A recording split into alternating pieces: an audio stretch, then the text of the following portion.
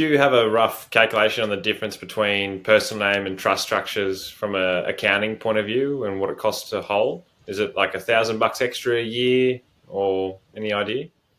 To actually hold it, and Yeah, the difference between the cost of a trust and the cost of just running your own personal name. when you say costs, you're referring to all the setup and holding costs. You're not talking about what a bank might charge differently.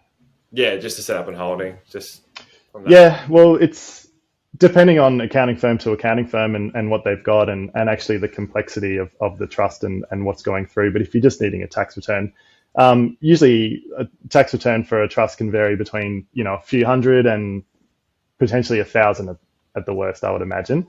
If it's a pretty simple trust and just getting tax returns. If you're getting financials, then it might push it up to a couple grand, just for that one trust. And then ASIC fees, if it's a corporate trustee, have gone up to $310 a year now.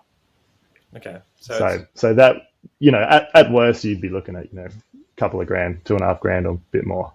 But that's ballpark figures.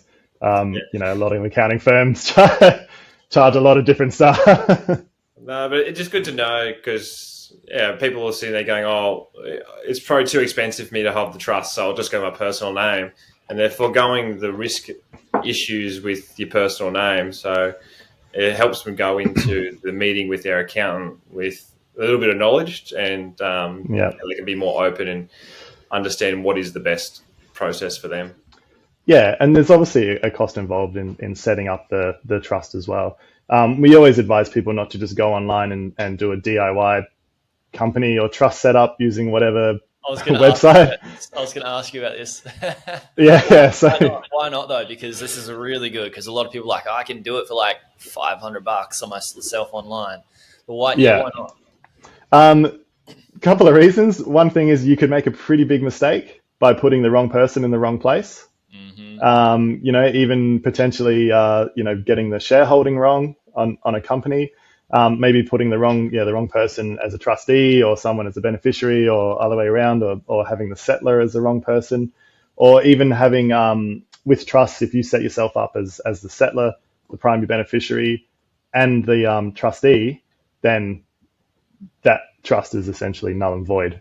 Like you control every single part of that process, and the ATO is not going to allow you to do anything with that trust if it came under the spotlight, that is.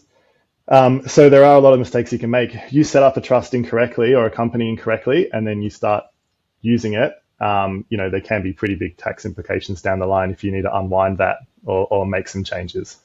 So it's always good to sort of sit down.